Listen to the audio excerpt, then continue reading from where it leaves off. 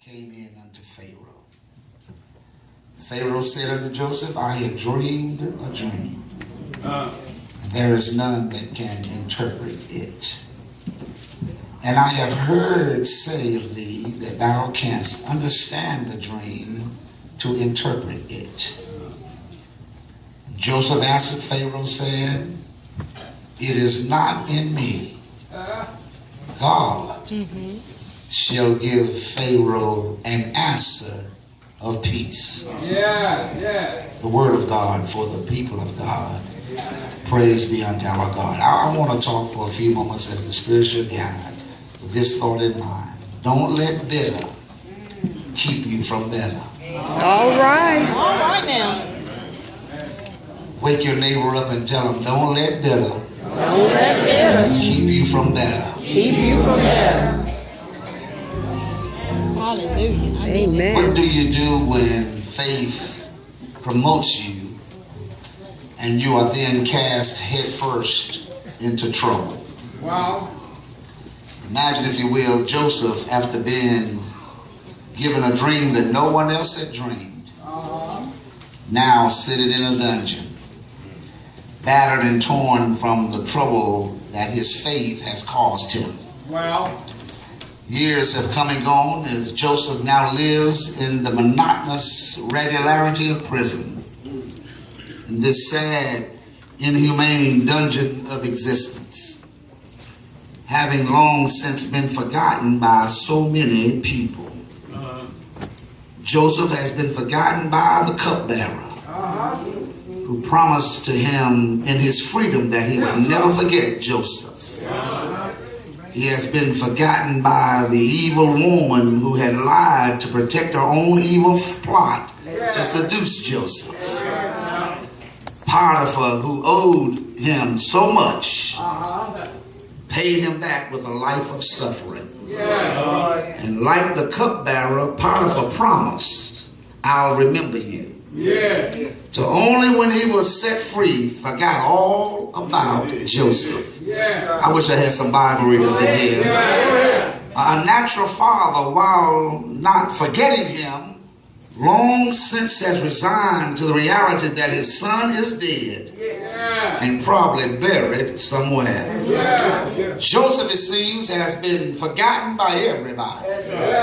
But not really, because Joseph has not been forgotten by God. All right now.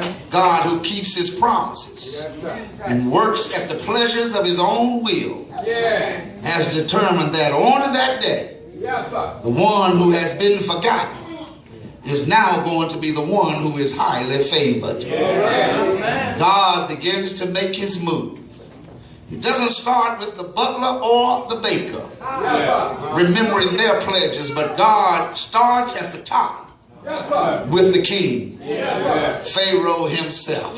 At the time of our text, Pharaoh is agonizing over what could be the meaning of a dream that he has had that was so disturbing that it literally woke him up twice in the same night. The dream that he was standing at the life-giving edge of the Nile River. And up and out of the Nile appears 7 robust cows grazing in the marshland. And as quickly as he sees them, 7 more cows appear undernourished, skin and bones. Skinny cows eat the healthy cows, but remain undernourished. Still skinny, still awful looking. He goes back to sleep only to be wakened a second time, and this time out of the Nile he sees 7 ears of grain, full-bodied and lush, all growing out of a single stalk. Just as quickly as he sees 7 ears of grain thin and dried out, 7 ears that are thin and dried out swallow up 7 ears that are full-bodied and lush. Pharaoh is now clueless as to what this all means. He is, however, wise enough to know that there must be some kind of significance to his dreams. So the next morning he calls for all of his magicians and all of his wise men to Egypt. Goodwill this afternoon, I want you to know that I'm about to get to where I want you to notice, but after a time of plundering the magicians and the wise men of Egypt concluded they have no idea what his dreams mean. Yeah. Not so far off in the distance, listening and looking, was Pharaoh's butler. All right. Who had done some time with Joseph. Yeah. Remember that while he was locked up with Joseph, Joseph had interpreted his dream. Yeah. And the dream worked out just as it had been interpreted. He gets up the courage to tell Pharaoh about Joseph, who has interpreted a dream of his while in jail with him in meticulous spiritual accuracy. Yeah. And the king summons Joseph to be brought immediately to the palace. Joseph, going about his prison chores, hears his name called. Yeah. Joseph, quickly, go take a shower. Go shave, put on some clean clothes. Because you're going to see the king. All right. Joseph no doubt thought, what does the king want with me? This cannot be good. The king says to him, my butler tells me that nobody in my kingdom determines the meaning of dreams more accurately than you. All right. Joseph says, well, it ain't me. It's really God. God will give you the meaning until you have peace about it. Yes. King shares his dream with Joseph, and Joseph responds to the king and says, Egypt will have 7 full healthy years coming, and you'll need to store your food supply. In fact, 1/5 needs to be stored and stashed away. Because after that will come 7 tough years. And you'll need to feed the nation off the grain that you've stored in the full years. Y'all ain't praying with me. Oh, yeah. You need to identify somebody, king, who can manage the collection. Yeah. Identify somebody who can manage the distribution. And while you're at it, appoint some commissioners that's going to ensure that everybody you tell them to do, everything you tell them to do, is done with fidelity, done with faithfulness, order, and precision. Yeah. Pharaoh, who does not worship the God that Joseph worshiped, says to him, I can't think of anyone more qualified than the man who by God's power has interpreted the dreams for me in the first place. Now catch this. Joseph goes from shuffling about in a torn, tattered, and worn prison garments, unshaven, needing a bath, to only having to answer to Pharaoh. He goes on a trip from the pit to the palace. All right. Here's the lesson for all of us today. Everybody focuses on how to survive terrible conditions. But very few of us focus on how to be in shape when our conditionings change. Joseph survived because he never distanced himself from his intimate connectivity to God, as evidenced by how sharp and quick and accurate his discerning gift is. Notice Joseph didn't say, give me 2 weeks and I'll get back to you. After I go and rework my gift. No, but all the years that he was in prison, month after month, day after day, no matter how much negativity was surrounding his life, Joseph says, I was still working my gift, and I was still honoring my God, still lifting up my prayers, still lifting up my praise. Joseph says, because I knew sooner or later, it may not come now, but it will come in the distant future. But I know it was going to come one day, and I just believed that when I got my turn, I needed to be sharp on my gifts. I needed to have my relationship with God intact. I needed my intimacy to be of a certain nature so that when it was my turn to be called upon, I could step up to the plate and do what God has called me to do. I wish I had a witness in here. Come here, somebody. You can mess around all you want and let the negative stuff of your life mess you up until when God opens a door for you, you ain't ready to walk through that other door because you still got a bad attitude. You still bitter relative to what happened to you yesterday. We got folk walking around in the church right now around negative over stuff that has happened, and they have already outlived 10, 15,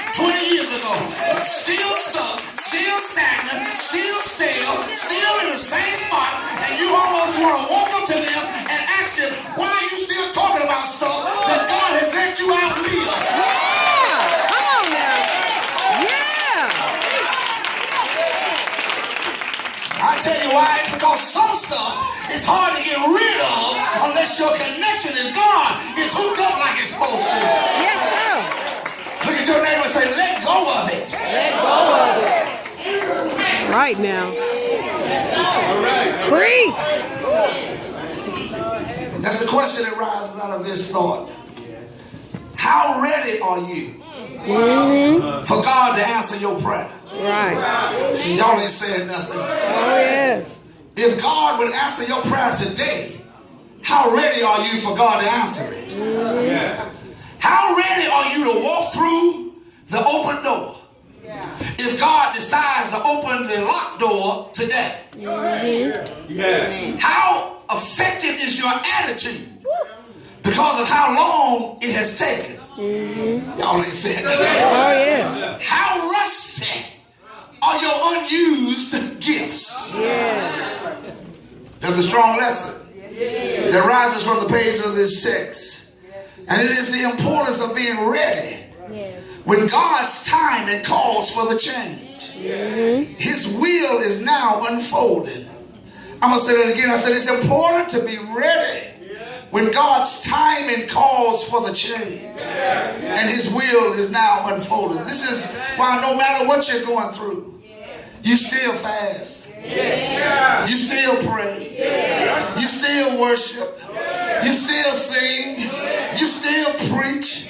Even though nothing has changed, this is why you still practice spiritual disciplines. You still show up to church. It's been 2 years. It's been 4 years. It's been 5 years. But you keep coming and you have this kind of ethic that says, I don't know when it's going to change. I don't know if it's going to change. I don't know how it's going to change. But if God declares it's my time for it to change, I need to be ready when change calls my name. Hey! Yes, sir. Look at somebody and say, I need to be ready when he calls my name. That's what changed. I don't need to be walking around dragging no excess baggage. All right, man. I don't need connected to me a whole lot of multiplicity of additional dysfunctions. Right. In other words, I don't need a whole bunch of crazy folk connected to me. All right now. That's just that's what we talking. Don't get too deep, y'all. Like, listen, make it plain. Just I don't need no crazy folk connected to me. Right. Ain't no crazy. That's right. That's right. I don't need no folk to be around, folk around me talking about, you gonna try to, folk who are trying to talk you out of what God is opening up for you. I said, you don't need no folk around you who will talk you out of what God is trying to open up for you. Simply because they know what you're dealing with. I refuse to take to him my depression. I refuse to take to him a bad attitude because he may not come when I call, but this is my theology. He always shows up right on time. And when he shows up, I want to be found worthy. What God has for you, it is for you. Yes, Lord. Joseph says, I was doing my duty in confinement, and I heard my name. And I knew something was strange because I hadn't heard my name in years. Last I checked, folk who had promised to remember my name forgot me when they got their release papers. All right. That's right. And Joseph says, when I heard them call my name, Yes. I didn't look for confirmation. And I refused to allow myself to talk me out of this opportunity, because if this was an open door sent from the hand of God, my job is not to question it. There you go. My job is to be obedient to it. So I tell you what I did. I didn't know what I was going to have to do. I didn't know what the man was going to say. All I know that I hadn't heard my name called, and when I heard my name called, I decided this might be my day, this might be my turn, this might be my season. Joseph said, so I cut my hair, I shaved my face, I put on some clean clothes because I didn't want to miss what God had for me. I took a shower, put on fresh clothes. Joseph says, and I went to see the king. Yes. And if for no other reason, I wanted to prove that I was bigger than the bitter of my life. Yes. Wasn't going to let bitter or the bitter of my life make me miss this God-sent opportunity. I could not allow, Joseph says, bitter to get the best of me. If this was God and he had decided to bless me, then I wanted it. I need you to encourage that person beside you. Tell them you are bigger than bitterness. Here's the sign, and I'm almost done, that God had not forgotten him. I said, here's the sign that God had not forgotten him. The sign that God had not forgotten him while he was bustling about with his prison chores was that he heard his name. All he heard was his name. But the key to his name was recognition of his personhood. It said to him, somebody remembers who I am. Oh, yeah. I feel like running down K-Walk Road right here. Don't you let bitter freeze you, Goodwill. All right. I said, don't you let bitter freeze you. Yeah. You ought to make up in your mind, I won't let bitter block me. You can stay bitter, but I'm moving on. I'm determined to be happy. I'm determined to be holy. I'm determined to live anointed. I'm determined to fulfill my gifts. I'm determined to make full proof of my ministry. I'm determined to live life and have it more abundantly. And because I don't know what the future holds, I don't have room to carry any excess baggage. So I'm determined to let some stuff go. And said, I'm not carrying it no further than the day I let it go. Because God is better than bitter. And I won't let my bitter keep me from better. Shout yeah! Shout yeah! Shout yeah!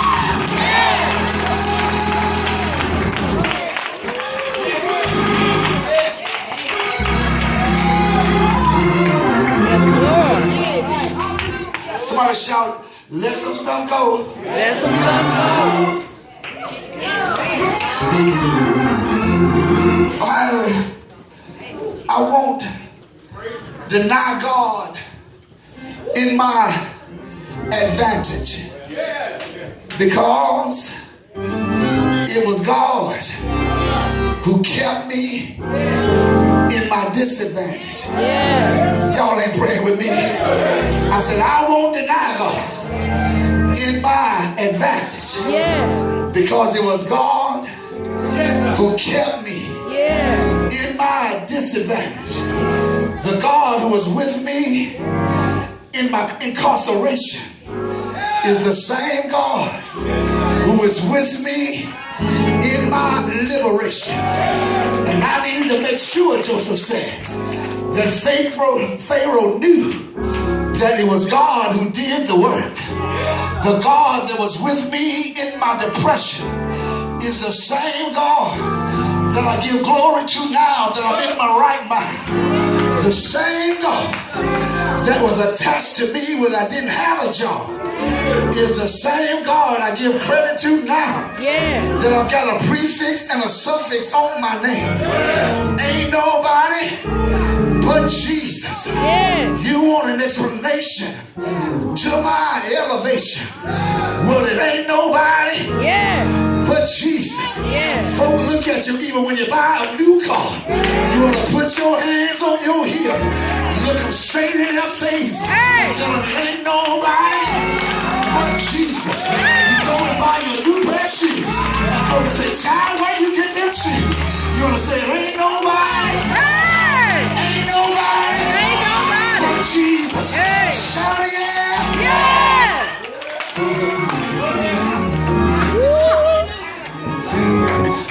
And in a minute, make you happy. And you'll start declaring this joy that I have. The world didn't give it, and the world can't take it away.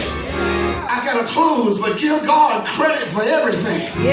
Because you as a believer have no permission as a Christian to be Christian and arrogant. And I don't care who you are. All right now. I don't care how cute you are. I don't care how smart you think you are.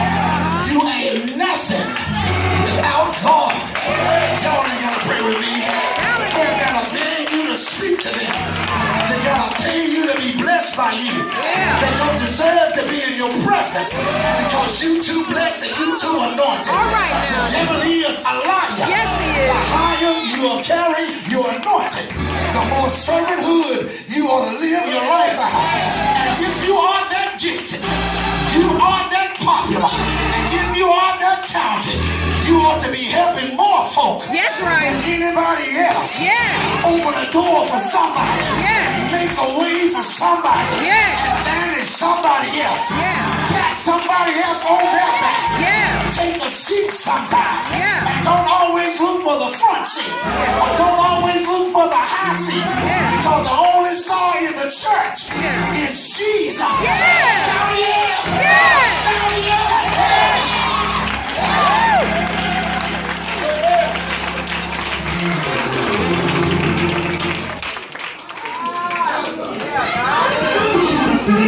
Can I tell you one more thing?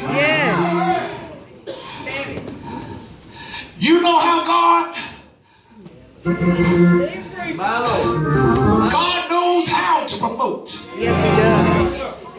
But when God promotes you, you cannot carry bitterness. That's right.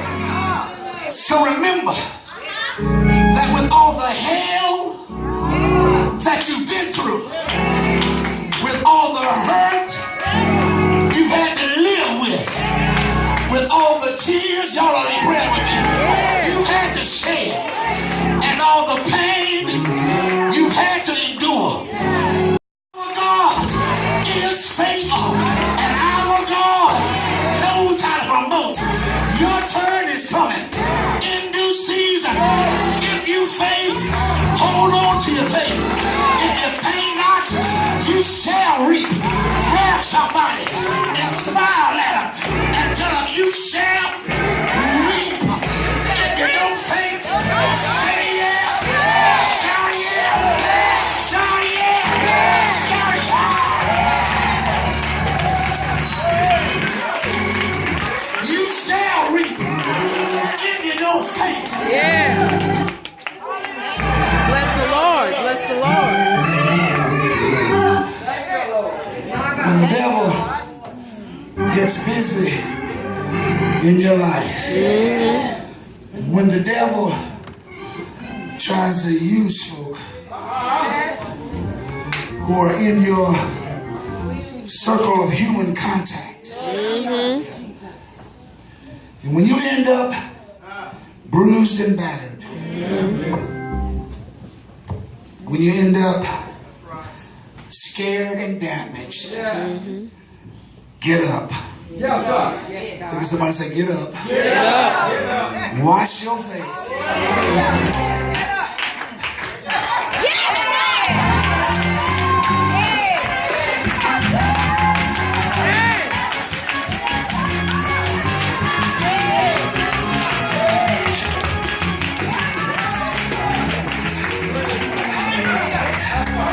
That sounded real simple. But for some of y'all know how hard that is. Those two simple things. Get up. Go wash your face.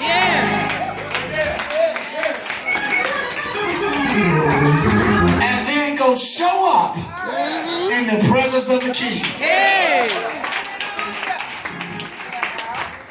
Because I made up in my mind. And I hope you make the declaration today. But I'm not going to let the stuff that has happened to me in the past